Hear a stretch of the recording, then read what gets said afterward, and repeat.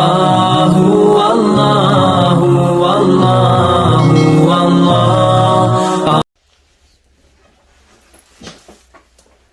السلام علیکم مفتی صاحب. وعلیکم السلام ورحمۃ اللہ وبرکاتہ. مفتی صاحب جیسے کہ ہم نے شروع کیا تھا وہ سوال جواب کا سلسلہ، یہ آج ہمارا دوسرا پروگرام ہے، تو اس میں یہ کافی دنوں سے سوال پینڈنگ تھے، تو کسی وجہ سے بس نہیں ہو سکی ریکارڈنگ. تو یہ اس کا پہلا سوال ہے کہ کوئی انڈونیشین ہے ہانگ کانگ سے. I am from Indonesia. I have do nikah with Pakistani guy. We are already 2 years nikah and now I pregnant 6 months. My husband hobby play gambling.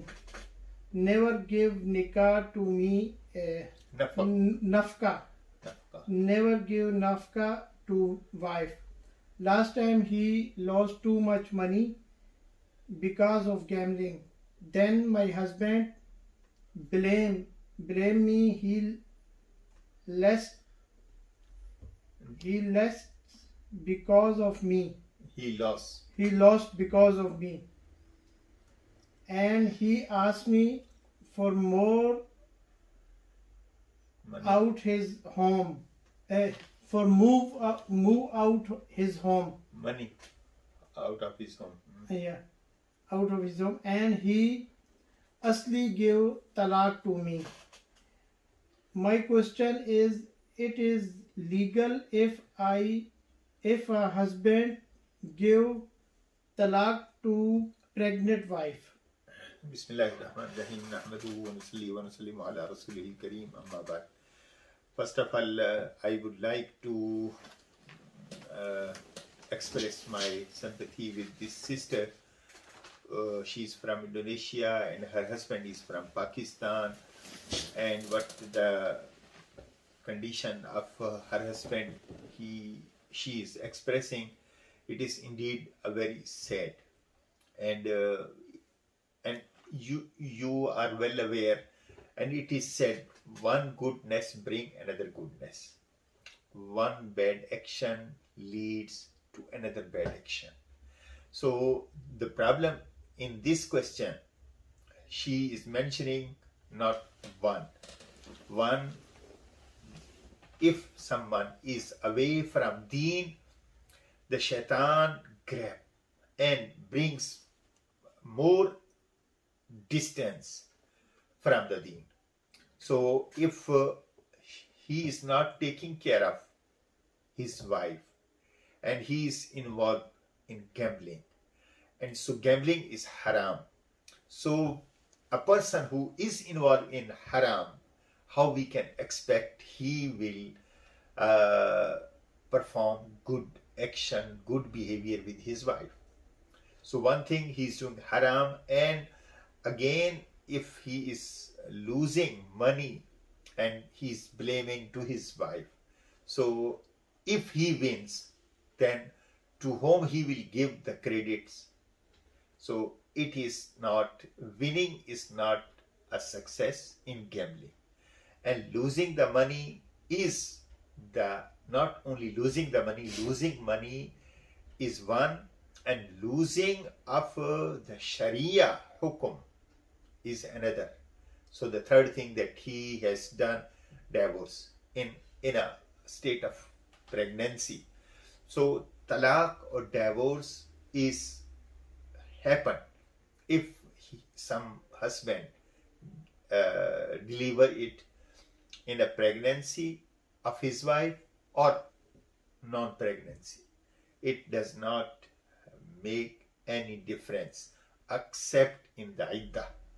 If someone is in waiting period, so the waiting period would be different from the one who is in pregnancy and from the one who is not in pregnancy. This is the difference. But talaq or divorce happen if husband delivers to his wife, whether his wife is in pregnancy or not in the pregnancy. May Allah subhanahu wa ta'ala give us the understanding of the deen and may Allah keep us on the right track. If someone is detract from the deen, then he will not only commit one sin, one another sin. He will start doing sin. May Allah protect us. جی دوسرا سوال ہے مفتی صاحب پاکستان سے، میرا کام شادی بیاہ پر decoration کا ہے، گاڑی ڈیکوریٹ کرنا، سیج وغیرہ تیار کرنا، مطلب شادی کے سارے ڈیکوریشن کے کام کرتا ہوں۔ کسٹمر کی ڈیمانڈ پر آتش بازی کا سامان بھی فروخت کرتا ہوں دوسری جگہ سے خرید کر۔ پاکستان کے مولوی صاحب کہتے ہیں کہ تم آتش بازی کی جتنی بھی کمائی ہے وہ حرام ہوتی ہے، لہذا میں آپ سے پوچھنا یہ چاہتا ہوں، میں تو کسٹمر کی ڈیمانڈ پر آتش بازی کا سامان لے کر ان کو دیتا دیکھیں ہوں۔ جی، آتش بازی ایک آتش کہتے ہیں آگ کو۔ آتش بازی مینس آگ سے کھیلنا یا آگ کی چیزیں بنانا، اس میں تبذیر بھی ہے، اور تبذیر کہتے ہیں جہاں پہ ضرورت نہ ہو خرچ کرنے کی وہاں خرچ کرنا۔ قرآن نے اس کو کہا ان المبذرین کانوا اخوان الشیاطین، یہ شیطان کے بھائی ہیں۔ اور دوسرا اس کے اندر پہلو ہے نقصان کا، اور آئے روز ہم اس طرح کے واقعات دیکھتے ہیں۔ خود ہمارے سرکل کے اندر بھی ایسے لوگ تھے جو یہ کام کرتے تھے، پھر دھماکہ ہوا، خود بھی اس دنیا سے چلے گئے اور دوسروں کو بھی نقصان پہنچایا، مال کا بھی نقصان ہے، جان کا بھی۔ تو اسلام کسی ایسی چیز کے تجارت کا حکم نہیں دیتا جو جان یا مال کے نقصان پر اس کا نتیجہ نکلے۔ اس لیے اس کاروبار سے بچنا ہے، اور اس کاروبار سے پیسہ مل بھی رہا ہو، بالکل ایسے ہی ہے ہر وہ چیز جو نقصان دہ ہوگی۔ منشیات کا کاروبار ہے، بڑا پیسہ اس میں بنتا ہے، لیکن شریعت نے اس کو بین کیا ہے۔ تو حرام چیز کی تجارت بھی ناجائز، اور جو چیز انسان کو نقصان دیتی ہے اس کی بھی تجارت ناجائز۔ ہاں جو ضرورت ہو وہ استثناء ہے۔ مثال کے طور پر آگ جلانا ایک ضرورت ہے، اس کا اگر کوئی ماچس بیچتا ہے تو اس کی ممانعت نہیں ہے، لیکن اس ماچس کا کوئی غلط استعمال کرتا ہے تو وہ اس کا گناہ ہے۔ اسی طرح اگر آتش بازی اس مقصد کے لیے ہے، جیسے لوگ شادی بیاہ کے موقع پر، تو یہ اسراف اور تبذیر میں ہے۔ اور اگر وہ کوئی ضرورت کے اس میں درجے میں ہے، حکومت کی طرف سے کوئی اعلانات کے لیے یا کوئی اور ایسی ضرورت ہے، تقاضا ہے، تو اس کا اگر کوئی کاروبار کرتا ہے تو وہ ممانعت نہیں ہوگی، لیکن عام طور پہ اس کا استعمال اور ان چیزوں کا خرید و فروخت اور تجارت یہ ٹھیک نہیں ہے۔ جی مجھ یہ سوال آیا ہے شازیہ انگلینڈ۔ جی میری عمر 32 سال ہے، شادی کو 12 سال ہو گئے ہیں، لیکن اولاد سے محروم ہوں۔ میں اور میرا شوہر میڈیکل فٹ ہے، کسی وجہ سے بچہ نہیں ہو رہا۔ اب ہم نے ٹیسٹ ٹیوب بیبی کے بارے میں ڈیسائیڈ کیا ہے۔ میری ایک عیسائی دوست نے بھی ٹیسٹ ٹیوب کروایا ہے، اس نے بتایا کہ ٹیسٹ ٹیوب والا کام مت ڈاکٹر کرتا ہے، وہ دیکھتا بھی ہے اور چھوتا بھی ہے۔ پوچھنا یہ چاہتی ہوں کہ اس صورت میں کیا ٹیسٹ ٹیوب کرواؤں؟ بہت کنفیوز ہوں، میری رہنمائی فرمائیں۔ ٹیسٹ ٹیوب بیبی کی بعض شرائط کے ساتھ اجازت تو ہے، اور یہ اصل میں فیصلہ ہوتا ہے میاں بیوی کا۔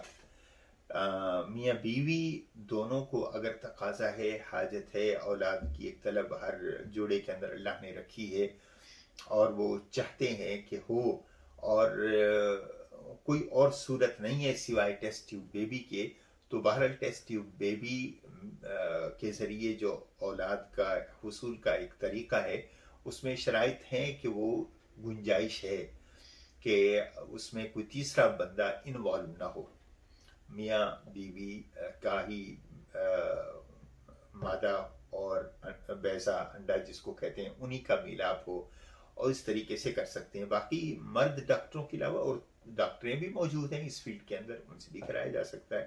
یہ کوئی ضروری نہیں ہے کہ مرد ہی ہوں, لیکن اگر مرد اس کے جسم کو ہاتھ لگاتا ہے, چھوتا ہے یا بے لباس کرتا ہے تو وہ ٹھیک نہیں ہے, اس لیے کہ یہ کوئی ایسی چیز نہیں ہے کہ اس کا الٹرنیٹیو نہ ہو. یقیناً الٹرنیٹیو لیڈی ڈاکٹر ہیں, ان کے ساتھ عورت, اسی طرح مرد ڈاکٹر سے کرا سکتا ہے.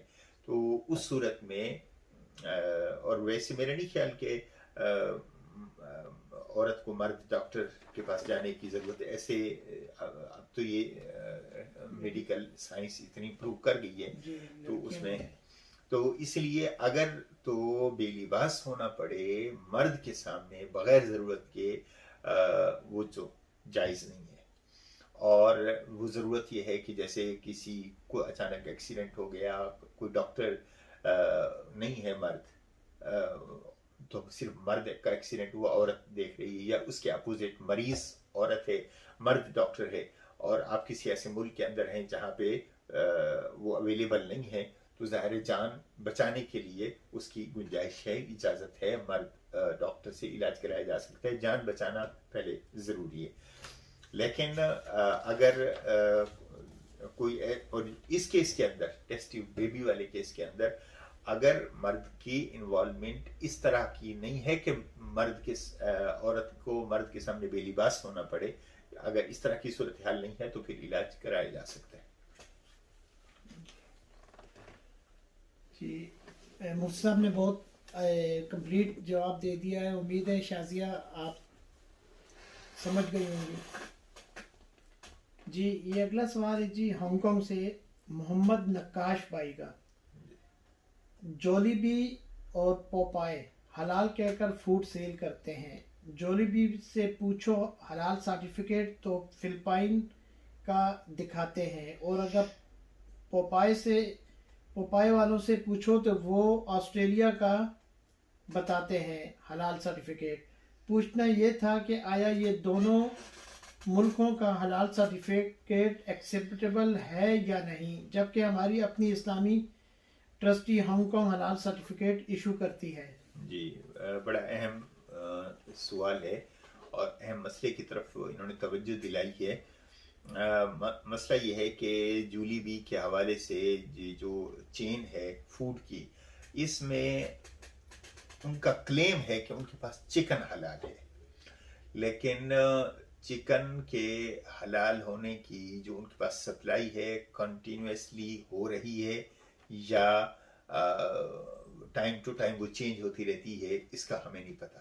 اور پھر انہوں نے مقامی طور پر جو ہماری یہاں کی آرگنائزیشن ہے بورڈ آف ٹرسٹی جو حلال سرٹیفکیٹ ایشو کرتی ہے, ان سے بھی اپروچ نہیں کیا. اور نمبر 3 یہ ہے کہ جو میں نے ذاتی طور پر ان سے چیک کیا تو وہ یہ کہتے ہیں کہ ان کے پاس چکن حلال ہوتا ہے. اب کیا مستقل حلال چکن ان کے پاس رہتا ہے, انہوں نے کبھی یہ بادر نہیں کیا کہ ہم سے سرٹیفکیٹ لے لیں. تو میں دوستوں سے یہی کہوں گا اور بہنوں سے بھی, اگر وہ وہاں جاتے ہیں تو ان سے پوچھیں اور ان سے کہنا چاہیے کہ وہ مقامی طور پر جو حلال سرٹیفائنگ اتھارٹی ہے ان سے وہ حلال سرٹیفکیٹ لے لیں.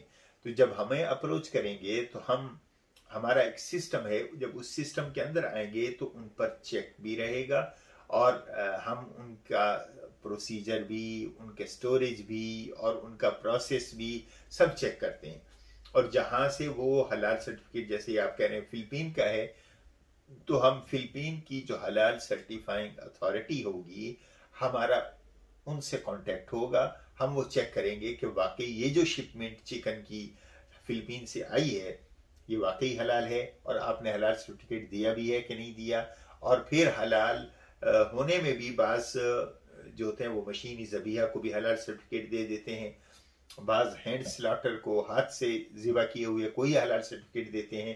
تو یہ ساری چیزیں چیک کرنے کی ہوتی ہیں. چونکہ انہوں نے مقامی طور پر ہم سے حلال سرٹیفکیٹ نہیں لیا, اس لیے جو تفصیلی معلومات ہیں اور جو ڈیٹیل انفارمیشن ہے وہ ہمیں ان کے حوالے سے میسر نہیں. اس لیے ہم ان کے بارے میں یہ نہیں کہہ سکتے کہ وہ مکمل حلال ہیں، اور اس لیے کہ نہ انہوں نے کبھی ہم سے لیا نہ رابطہ کیا. ہم نے خود اور ہمارے مسلمان بھائیوں نے ان سے رابطہ کیا. رہا دوسرا پپایا یا پوپویا جو ہے وہ برانچ، انہوں نے حلال سرٹیفکیٹ لیا تھا، اور جو ہمیں تجربہ ہے وہ محتاط بھی ہوتے ہیں. جب ان کے پاس سپلائی حلال چکن کی ختم ہو جاتی تو وہ ہمیں اطلاع کرتے اور ہم اپنا سرٹیفکیٹ ان سے اٹھا لیتے، اور وہ بھی لوگوں کو بتاتے کہ اس وقت ہمارے پاس حلال نہیں ہے. لیکن ان کے پاس مقامی ہمارے بورڈ کا سرٹیفکیٹ رہا ہے.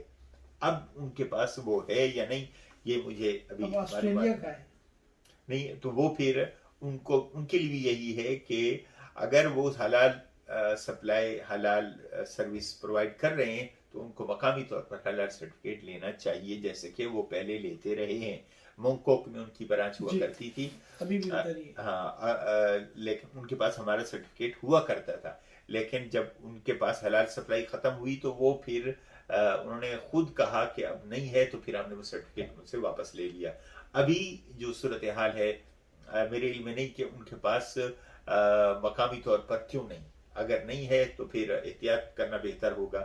باقی آسٹریلیا کا ویسے وہ دکھا نہیں سکتے، جس ملک میں وہ کوئی سروس پرووائڈ کر رہا ہو وہاں اس ملک کی حلال سرٹیفکیٹ ان کے پاس ہونا چاہیے. دوسرے لفظوں میں اس کی ویلیو نہیں ہے آسٹریلیا سرٹیفکیٹ. نہیں، ویلیو میں یہ نہیں کہہ رہا کہ ویلیو ہے یا نہیں، میں یہ کہہ رہا ہوں چونکہ ہمیں نہیں معلوم کہ وہ واقعی ریئل سرٹیفکیٹ ہے یا ریئل نہیں ہے. اور اگر ریئل ہے تو جو شپمنٹ اس سرٹیفکیٹ کے ساتھ تھی، کیونکہ ہر شپمنٹ کے ساتھ ایک سرٹیفکیٹ ہوتا ہے، سرٹیفکیٹ تو رہ جاتا ہے، جو شپمنٹ ہے وہ تو کنزیوم ہو جاتی ہے. اب ہمارے اگر ہمارے سے انہوں نے سرٹیفکیٹ لیا ہو تو ہم چیک کریں گے کہ واقعی شپمنٹ آ رہی ہے اور سیم ہے یا نہیں آ رہی، تو پھر ہم وہ چیک کر سکتے ہیں. چونکہ ہمارے پاس ان کا وہ سسٹم نہیں ہے، وہ آسٹریلیا کا پروڈیوس کرتے ہیں، تو وہ سیلف کلیم کے زمرے میں آئے گا. ہم اس کے بارے میں کچھ کومنٹس نہیں کر سکتے. اچھا، اسی طرح ایک اور سوال اسی سے ملتا جلتا محمد احسان صاحب پوچھتے ہیں، ہانگ کانگ کولون بے میں چائنیز فروزن حلال گوشت سیل کرتے ہیں، سرٹیفکیٹ پوچھنے پر سعودی عرب کا حلال سرٹیفکیٹ دکھاتے ہیں، کیا ان سے گوشت لے سکتے ہیں؟ کیا سعودیہ سرٹیفکیٹ ایکسیپٹیبل ہے یہاں پر؟ پہلی تو بات یہ ہے کہ سعودیہ خود امپورٹ کرتا ہے گوشت پوری دنیا سے، برازیل سے، آسٹریلیا سے. میرے علم میں اب تک یہ بات نہیں آئی. جی، یہ گوشت نیوزی لینڈ سے آتا ہے لیکن آنر اس کا سعودین ہے. میرا نہیں خیال، کیونکہ جیسے میں نے پہلے عرض کیا کہ جہاں سے شپمنٹ چلتی ہے، جہاں سے میٹ پروڈیوس ہوتا ہے، وہاں کی مقامی جو حلال آرگنائزیشن ہوتی ہے وہ حلال سرٹیفکیٹ دیتی ہے. مجھ سے اگر کوئی یہاں بیٹھے ہوئے حلال سرٹیفکیٹ لیتا ہے تو میں اس وقت دے سکوں گا جب میرا کوئی ریپرزینٹیٹیو یا ریپ وہاں پہ موجود ہوگا، جو چیک بھی کرے گا، جو وہاں دیکھے گا بھی صحیح اور سارا ٹیک کیئر کرے گا. یہ تو ہو سکتا ہے، لیکن میرے علم میں ابھی تک ایسی بات نہیں ہے کہ سعودیہ کی کوئی حلال سرٹیفائنگ ایجنسی ہے جو حلال سرٹیفکیٹ نیوزی لینڈ جا کے دے رہی ہے. میرے علم میں ابھی تک نہیں ہے. جی ساتھی نے لکھا ہے تو ان سے کہیں کہ وہ اس کی کاپی منگوا کے ہمیں دکھائیں اور پھر ہم اس کو دیکھ کے ہم کچھ کومنٹس کر سکیں گے. اچھا مجھ صاحب، آپ کو یاد ہوگا ہم نے پچھلے پروگرام میں ایک شمائلہ کراچی سے وہ سوال پوچھا تھا، انہوں نے طلاق کے، ان کے ماموں کی طلاق کے بارے میں. تو وہ آپ سے مخاطب ہیں، محترم مفتی صاحب السلام علیکم، اللہ پاک آپ کو دو جہانوں کی نعمتوں سے نوازے، اللہ آپ کی زندگی میں برکت دے تاکہ آپ اسی طرح دین اسلام کی خدمت کرتے رہیں. مفتی صاحب، آپ کے جواب کی وجہ سے میرے ماموں کا گھر اجڑنے سے بچ گیا. میرے ماموں نے ایک بار کی لفظ طلاق کہا تھا، سعید بھائی کے کہنے پر مفتی تقی عثمانی صاحب کے دارالعلوم سے رجوع کیا. آپ کے جواب کی روشنی میں انہوں نے مسئلہ حل کر دیا. چلو الحمدللہ مبارک ہو.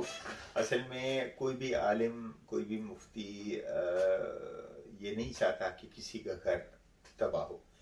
اور میں یہاں پہ کوئی 22 سال میرے مکمل ہو رہے ہیں. میری بھی یہی کوشش اور خواہش ہوتی ہے کہ رشتے جڑے رہیں.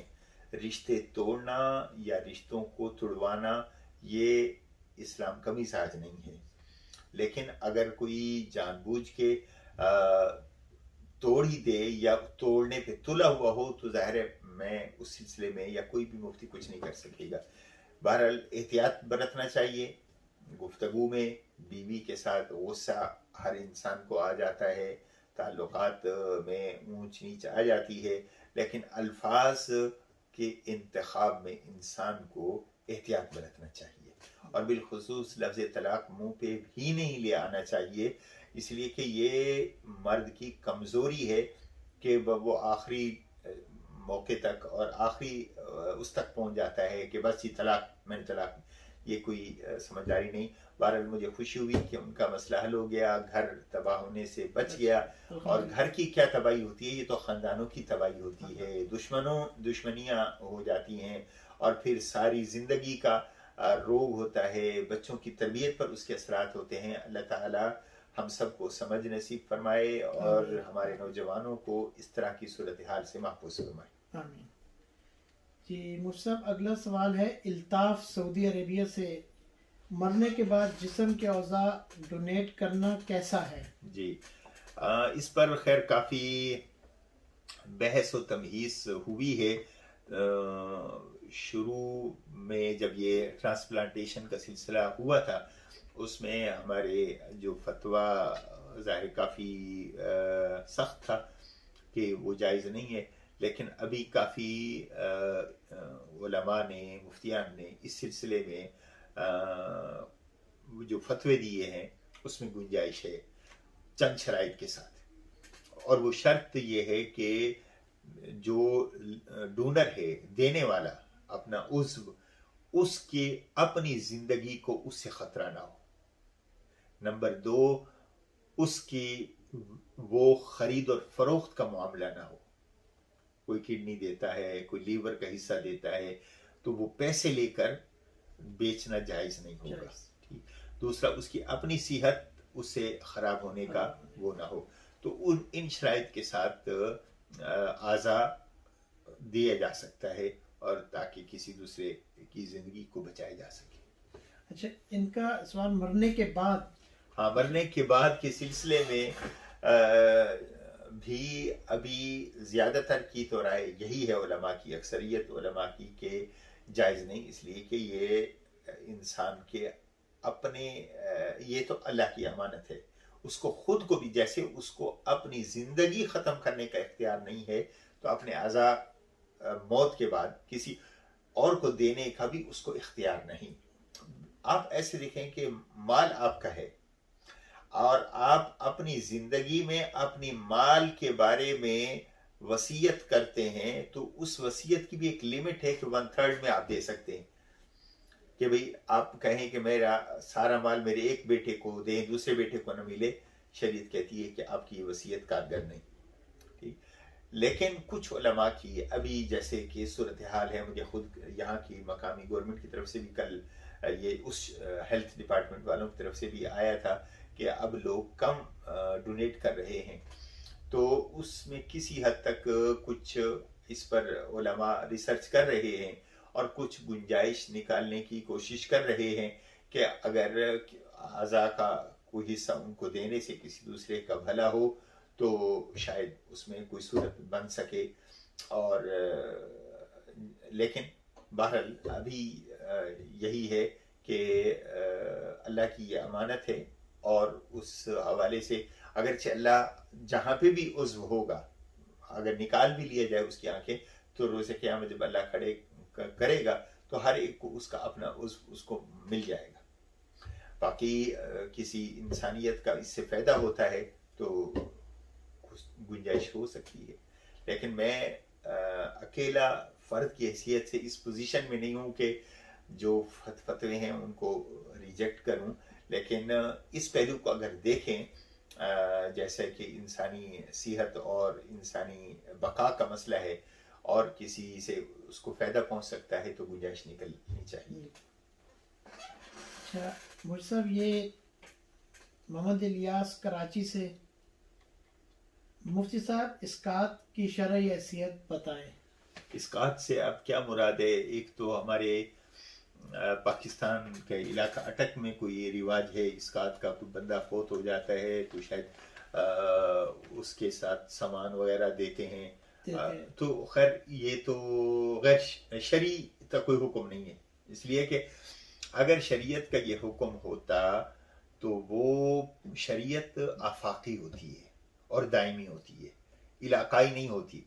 تو پھر جہاں کہیں بھی مسلمان رہتے ہیں وہاں یہ پریکٹس میں ہوتا. جیسے آپ دیکھو نماز دنیا بھر میں کہیں بھی چلے جائیں نماز ہر جگہ ہوگی، نوافل ہوں گی، سنتیں ہوں گی. ہاں یہ تو فرق ہو سکتا ہے، کوئی اوپر ہاتھ باندھے کوئی نیچے ہاتھ باندھے، لیکن یہ نہیں ہے کہ نماز ہی نہ ہو. تو یہ اسقاط کے سلسلے میں خود ہمارے علاقے میں بھی نہیں ہے، ظاہر ہے ہمارا علاقہ بھی اہل اسلام کا ہے. یہ مجھے لگتا ہے مصعب یہ اس کی انصاف کی مراد وہ جو اسقاط جو ہمارے علاقے میں اٹک میں چھچ میں جو چینی کو لے کر جاتا ہے، کوئی گڑ لے کر جاتے ہیں، بندہ جب مر جاتا ہے نا تو وہ رکھ کے نا درمیان میں تو وہ سارے اس کو ہاتھ آگے پیچھے بیٹھ جاتے ہیں. اچھا مولوی یہ علاقائی مسئلہ ہے، یہ شرعی مسئلہ نہیں. شرعی مسئلہ نہیں. یہ مجھے لگتا ہے یہ اس کا سوال، ان کا سوال اگر کوئی دین سمجھ کے ایسا کرتا ہے تو وہ بدعت ہے، اور اگر علاقائی کسٹم اور رواج ہے اور شریعت کا حکم وہ نہیں سمجھتا تو یہ اس کی حیثیت رواج کی ہوگی. شریعت اگر کوئی ثواب سمجھ کے ایسا کرتا ہے تو وہ ناجائز، اس لیے کہ شریعت نے ایسا کوئی حکم نہیں دیا. شریعت یہ کہتی ہے جب ڈیتھ ہو جائے اس کو غسل دو، اس کو کفن دو، اس کو کندھوں پہ اٹھاؤ، اس کا جنازہ پڑھو، اس کو قبر تک لے جاؤ. یہ احکامات ہیں. اس کے لیے دعا کرو، سورہ بقرہ کی ابتدائی اور آخری آیات کی تلاوت کرو، یہ حکم ہے. اگر اسقاط سے مراد یہ ہے. اگر اسقاط کوئی دوسرا وہ پوچھنا چاہ رہے ہیں تو ان سے پوچھئے. اسقاط حمل دوسرا ہوتا ہے کہ حمل گرانا، تو وہ ایک الگ مسئلہ ہو جاتا ہے. شکریہ جی. بس یہی سوالات تھے مجھ سے. انشاءاللہ سوالات تو اور بھی ہیں مجھ سے، تو انشاءاللہ اگلی میٹنگ میں کر لیں گے. بہت مہربانی. السلام علیکم و رحمۃ اللہ وبرکاتہ.